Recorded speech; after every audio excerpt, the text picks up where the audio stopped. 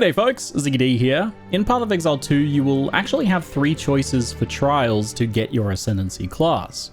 The first one to become available is the Trial of the Sekhemas, part of the way through Act 2. And I was able to get some hands-on experience with this trial on a mercenary on my recent trip to Grinding Gear Games Studios. Now for the new exiles joining us, Ascendancies are your subclass, or a prestige class if you will, and each character, like the mercenary, monk or witch, has a choice of 3 Ascendancy classes unique to that character. There'll be 2 at the beginning of the beta for each, with a 3rd one being added later on. Ascendancies open up an extra passive tree inside your passive tree with impactful nodes that you can spend 8 points in. These Ascendancies provide a lot of power, but also a major way to flavor and change how your build plays. Like for example, empowering your witch with blood magic as a blood mage, or alternatively, demonic fire as an infernalist. But whichever route you go, to unlock your Ascendancy and to gain the additional passive points to spend in its tree, you must first complete your choice of Trials of Ascendancy, like the one I'm showcasing here, the Trial of the Sekhemas in Act 2. I have movement in the dark. Lots of movement. Whilst progressing through another quest in Act 2, you'll find yourself climbing through the spider-infested tunnels of the Traitor's Passage, and you may just come across someone who was supposed to remain locked away. Gotta be something valuable behind those doors. The imprisoning wards burned, the Jinn Balbala demands you release them, and this is Path of Exile, so through combat, naturally.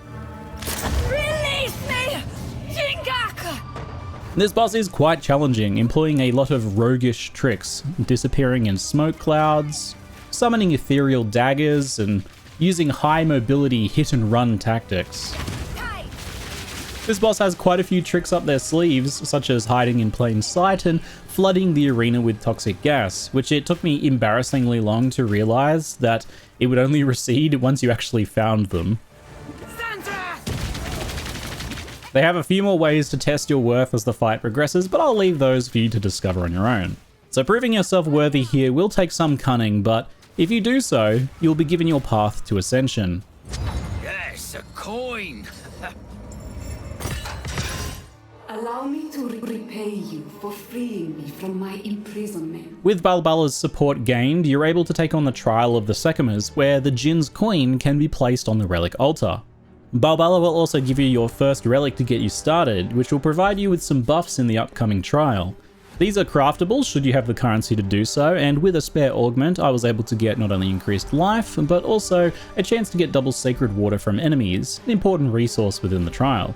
This is a reasonable starting point, but we can certainly find more relics inside of the trials to empower us for future attempts. This better be worth it. So here's how the Trial of the Sekhemas works. Each room you choose on the trial map has a special theme to it, something like a trap gauntlet that you have to run and make it to the other side, a challenging fight for you to survive or overcome, or a time trial or something like that. At the end of each room, you'll gain a reward, which you will know ahead of time when selecting that room from the map. So this might be something like a key for treasure at the very end of the trial. It might be restoring lost honor, more about the honor system later, gaining the resource sacred water to spend in the future, or even then spending that sacred water on boons to make your trial easier. There's a map at the end of each room that lets you select your path forwards, and you can see a couple of steps ahead as well. You'll be able to see the reward for each path and also the room type, like for example the gauntlet trial where you must navigate traps and enemies to just reach the other side, hopefully while avoiding taking too much damage in the process. Another example is the chalice trials, where you must kill all rare monsters in a room to fill a blood chalice. And then there's one that I rather enjoyed, the escape trial, where you touch a death crystal and then have to disable as many crystals as you can before the time runs out, where each crystal you fail to disable will deal a certain amount of damage to you. There is of course treasure and enemies to distract you in the process. As you play, you'll be able to learn over time which rooms are more challenging for you or for your build, so that you can make those risk versus reward decisions better. The map can also show you purple afflictions on some of the rooms. These cursed rooms debuff you, making things harder in some way, so you obviously just want to avoid those where you can. Sometimes, however, they may be on a room that has a really good reward, or on a path that leads to really good rewards, in which case you'll have to weigh up those risk versus reward assessments. Sure, double damage taken on low life is pretty deadly, yeah, but what if I just don't get hit? Then it's fine, right? Some rooms will also offer boons as their reward. These are powerful buffs that aid you in the trial. Sometimes these boons can also come as a package deal with other afflictions, like in the Pledge to Kochai reward. These pledges can be hugely run-shaping, like for example trading off all of your armor for a huge buff to movement speed, which could really help with that whole don't get hit strategy for those afflicted with the increased damage taken. Yes, I'm sure that will play out just fine. You can also play the lottery and take a random affliction for a random boon that you don't know what either of those is going to be, or you can remove a potentially awful affliction from one of your previous poor choices just like that, at the cost of one of your boons. In the merchant reward rooms, you'll meet Barbala again, and you can spend larger sums of sacred water that you've acquired via monster kills or from the reward rooms that give you a bunch of sacred water to buy things like boons or even relics, which you can use on all future Trial of the Sekhema runs. So while a boon might help you right now, you might decide this run's going quite well and to get a relic that will be able to help you in future runs. So in this initial Trial of the Sekhemas, to ascend, you need to move simply from the leftmost room on the map to the rightmost room on the map and defeat the final boss of this level without losing all of your honor. The choices you make along the way and the boons or afflictions you receive will all make that either easier or harder, or increase the amount of bonus loot rewards you get at the end. You could do a pretty easy run through, taking very little risks and getting few treasure keys, and thus not much loot at the end to just simply ensure that you safely ascend. Or you could take a bit of a risk and come out with a bunch of jewels and currency. In my run, I aimed to get some sacred water early on in one of the rooms so that when I met a merchant, I would be prepared to buy anything really good that they had. And indeed that did pay off as I was able to get a nice boon to make the enemies slower. And I also went for one of the Pledges of Kochai, hoping to get myself an amazing boon with a downside that I could handle, and indeed that also paid off as I did get that huge boon to movement speed. This powerful combo of making the enemies slower and me faster really helped to secure a win on my first attempt. So this first floor is pretty short and forgiving if you take it slow, I think. Your honor only has to make it through 7 rooms and a boss, which took me about 20 minutes at a slow and careful pace. Future higher level trials that you run will have additional floors after the first, and that will make your early choices more meaningful. You'll want to stockpile sacred water to make sure that you have currency to spend at the merchants later on, and some of those afflictions that you maybe take on the first floor that don't really seem like they'll matter might start to cost you a lot more on the 3rd floor. But for initially gaining your Ascendancy here in Act 2, things are relatively simple and straightforward, and you don't have to live with the consequences of your poor choices for all of that long. You can employ a much more short-term strategy when there's only one floor to contend with. So I'll explain how failing and reattempts works now, but I do want to mention one thing, that the UI in this recording is not finished.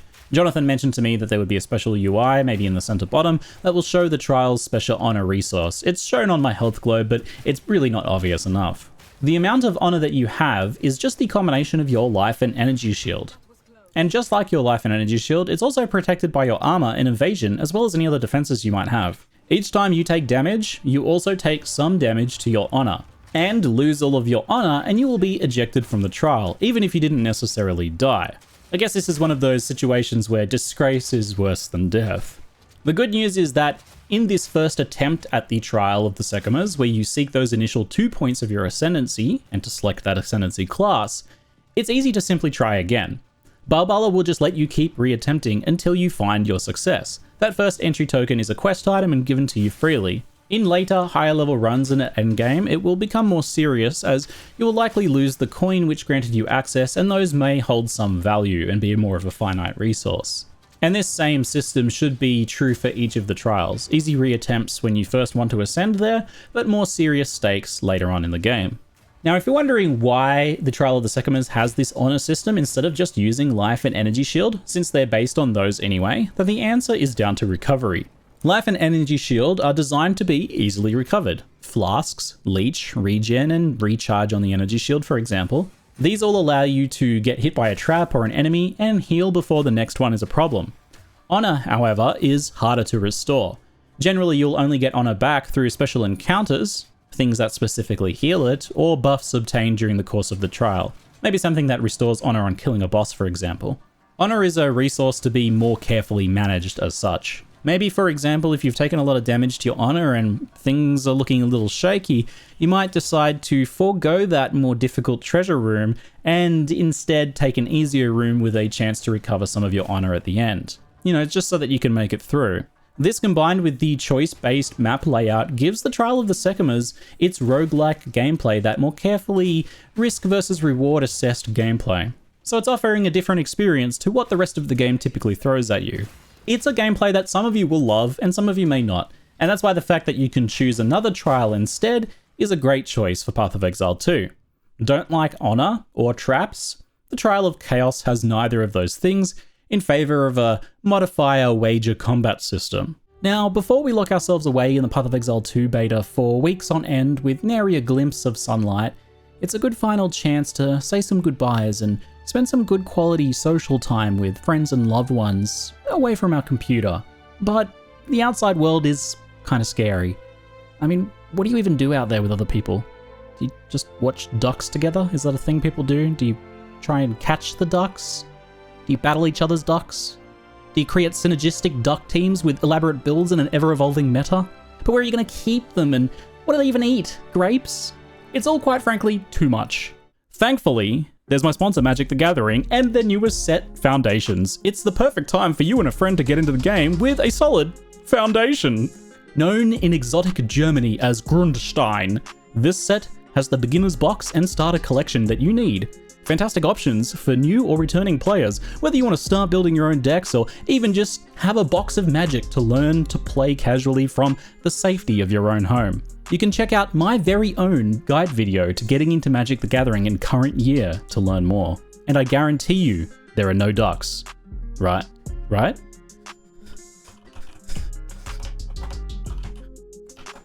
Oh, that's a relief. So check out my video in the description below before you seal yourself away in a tomb forever. Anyway, back to the video. So once you finish your journey across the map from left to right, your final trial is the liquid hot magma boss, Rattlecage, the Earthbreaker. Rapid fire! This spicy boy is a big lumbering rock with some big explosions and heavy slams, each of which are very avoidable. It's kind of slow.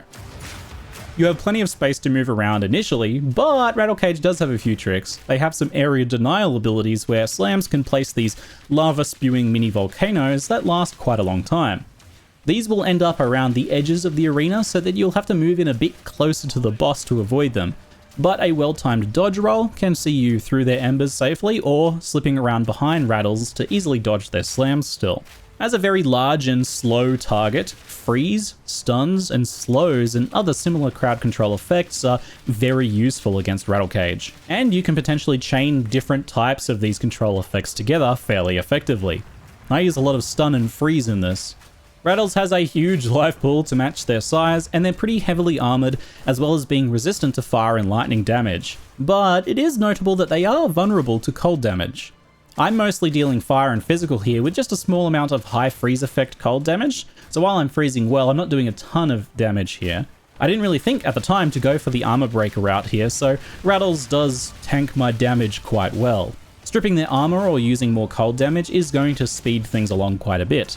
So take advantage of those things where you can to help the pressure of the area denial that builds up over the course of the fight. As long as you get the pacing of avoiding the large, well-telegraphed slams in the early parts of the fight, most of the fight should be pretty straightforward. However, Rattles does get a little bit angry when their health drops low, and will do a big slam that will begin a rain of magma from the ceiling, and these hit pretty hard, so that last 30% of the fight is quite tricky. It'll likely be the greatest challenge on the first floor for some of you. You can go for the quick kill here, just to try and get that dangerous portion over with quickly if you've got a nice little buffer of honor. Or you can be a bit more careful and patient, and that's a viable strategy because it doesn't last forever. Eventually, the magma rain will stop.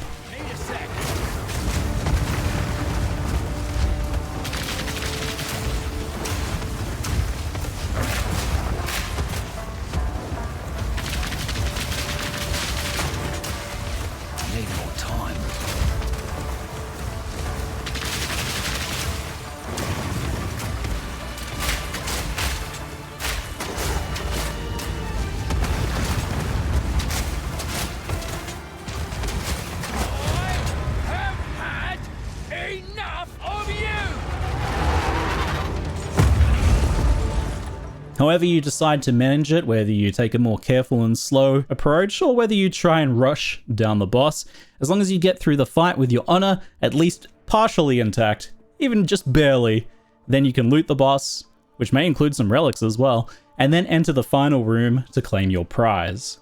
Keys that you gather during the course of the run from various reward rooms are shown on the UI, and here your risks pay off. The different chests in bronze, silver, and gold, with obviously scaling impressiveness of reward amounts, are also labeled with different reward types.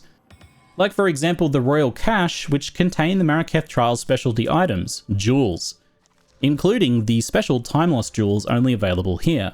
Now while regular jewels are a custom craftable passive node that you can slot into your tree, the time loss jewels alter an entire area of your passive tree's nodes with new effects. Well-crafted jewels of both types are going to be very sought after for just about every build, because most will end up getting at least one or two of these. And the good news is that jewels obtained even in low-level trials here could still be quite valuable long-term.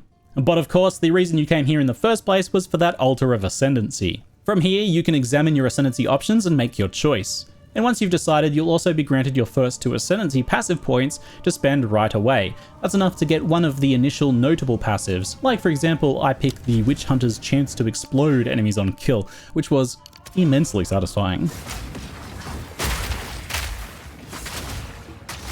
Now don't feel bad if you're a bit confused on the idea of the fact that you have the choices between these different trials, of being able to choose where you ascend and get your points. I'll explain that now. There will be 3 distinct and separate trials. The Trial of the Sekhemas in Act 2, that Sanctum-inspired roguelike dungeon we covered here.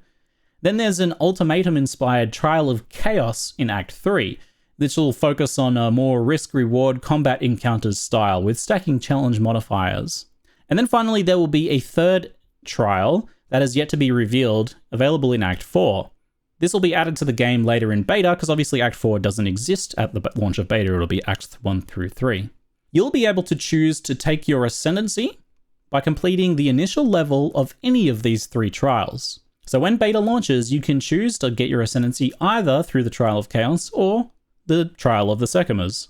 So that initial run in any of the 3 to get your Ascendancy is pretty straightforward, so you can just choose which one. But things get a bit more confusing in how you get your additional Ascendancy passive points. So here's how that works. Each trial has 4 difficulties. Let's just, for simplicity's sake, call them difficulty 1, 2, 3, and 4. In the Trial of the Sekhema, for example, difficulty 1 just has 1 floor, but in higher difficulties, it will have additional floors and more bosses for you to do before you beat a run. Doing any single trial at difficulty 1 will give you your first 2 passive points and unlock your Ascendancy. Once you've done any trial at difficulty 1, you will not be able to get more points from doing another trial at difficulty 1, because you've already beaten that difficulty. To get passive points 3 and 4 then, you need to do any trial of your choice at difficulty 2. Then points 5 and 6, you do any trial once again at difficulty 3. And of course, to get points 7 and 8, you do, once again, any trial at difficulty 4, the endgame difficulty. So you can do all 4 difficulties in Trial of the Sekhemas only if you want, and get all of your 8 passive points and your Ascendancy, or you can mix and match them. Quite simply, you'll get 2 new passives each time you beat a new difficulty tier for the first time, regardless of where it is. What might end up confusing people, I think, especially coming from Path of Exile 1, is if you do the Trial of Sekhemas in Act 2 and get your first 2 points, and then you do the Trial of Chaos for the first time at difficulty 1 as well, expecting 2 more points. But you've already done that kind of first tier, right? You just did it in Trial of Sekhemas already. In order to get those additional points, you'll need to, at a higher level, get a special key to access a higher level difficulty 2 version of one of those trials. Now, the nuances of how to min-max this progression and what is the best strategy for different builds, etc., is for us to discover when we play. I'm not going to try and guess at that here, but I will suggest this. On your first character, when you play Path of Exile 2 for the first time, just do all of them, all of these things at every difficulty. Try all of that new content and get all of the loot. That way you'll be able to find out what you like, what works well for your characters, but you'll also get to experience all this cool new content. Try not to go in with too many assumptions from Path of Exile 1 about how something worked there versus how it's going to work here, because it's quite a different game in the end.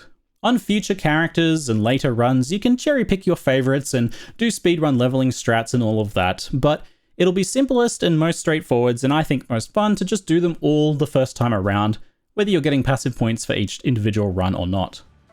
Most builds that are feeling pretty confident mid-Act 2 will be pretty capable of handling the challenges offered in the Trial of the Sekhemas first floor, especially if you're playing it safe with your risk-reward choices on the map and just trying to get through it. If you have any form of extra mobility, or the ability to stun, slow, electrocute, freeze enemies and so on, it's going to be a good deal easier. The final boss may well be the biggest hurdle for some players with its spicy fire rain, but it's also very susceptible to crowd control effects like stun and freeze. And if you do manage to score a boon that slows enemies down or speeds you up, then it'll become a lot easier. The enemies I encountered each had well-signaled attacks, often with big wind-ups or slower projectiles, giving you lots of room to dodge. It seems that they aren't really individually designed to hit you, but rather to pressure you so that you then make a mistake and get hit by a trap or get into a bad position where another enemy does hit you. This is good. I like this idea that the enemies are kind of trying to pressure you more so than individually cheat you out of your honor. It plays quite well with that honor system. Things do get a little bit spicier when you encounter a rare monster with extra abilities, but even then I think the pacing and improved moment-to-moment combat of Path of Exile 2 makes this system work a lot better here than it did in Path of Exile 1 with Sanctum.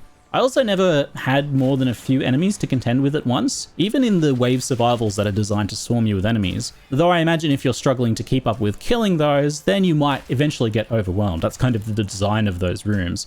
If you're in that position, obviously you would try to avoid those rooms. Sticking to things like the trap gauntlets would allow you to run through rooms without necessarily needing to kill things. So overall, it was quite manageable to keep noticing enemies' signaled attacks even when there was a few of them around, and avoiding most damage with careful play always felt possible. I certainly did get hit and made mistakes, but I felt like I could have done things to avoid them. Who's next? Having access to stuns and freeze was also really amazing in here. Any crowd control that you get allows you to disrupt those like slower, more signaled enemies quite effectively. I think the only thing that stood out to me that I think could be improved was a bit better signaling of the falling magma rocks in the final boss fight. An indicator on the ground, maybe some extra drips or something like that that's going to show you where they're going to land would be nice, as they do hit quite hard and are a little hard to see. Ultimately, I think the fact that you have a lot of choices here is also a really helpful factor in making this whole thing feel more fair. If you struggle in the Trial of Sekhema, you could reattempt and try and find a better path and take more boons and healing, for example. Or you could just go progress through the campaign a little bit more, get some more levels, get 1 or 2 gear upgrades, and come back way more equipped to be able to do it. I managed to do it successfully right as I found it. I was probably a little bit over leveled due to exploring the zones, but if I did like another zone or two, I definitely would have been overqualified. And then there's always the choice of just foregoing it entirely if you're just struggling and not enjoying it, and going for one of the other trials. I think this is a big step up from the Labyrinth and Path of Exile 1, that's for sure. Long term, I think the allure of well-rolled jewels is going to be a strong motivator for endgame Sekhema farming. Jewels will likely be in demand for basically any build, and the Radius jewels in particular look like they have strong potential. Being able to somewhat deterministically farm item types like jewelry through treasure chests as well also looks very promising. Even low-level well-rolled jewelry is probably going to be quite valuable. So I definitely recommend trying your hand at the early levels of the Trial of the Sekhemas, because if you find yourself really enjoying it, or that your build is really well suited to it, then you'll have a very attractive option for farming at endgame, I think. And that's just based on the limited look we have at the rewards right now, of course. We'll see how it plays at endgame, but I'm feeling pretty optimistic after my experience with it. I'm certainly interested to see what the pinnacle boss loot looks like and how those rewards scale up. That's all I have for you today, but if you want to see more about my Grenadier Mercenary, I'll be putting together a video on that soon. Spoiler alert, it was a blast! I'm thinking of starting with a build like this, a beta launch, but it's hard to say. We'll see. Anyway, that's it for now. I'm Ziggy D, and thanks for watching.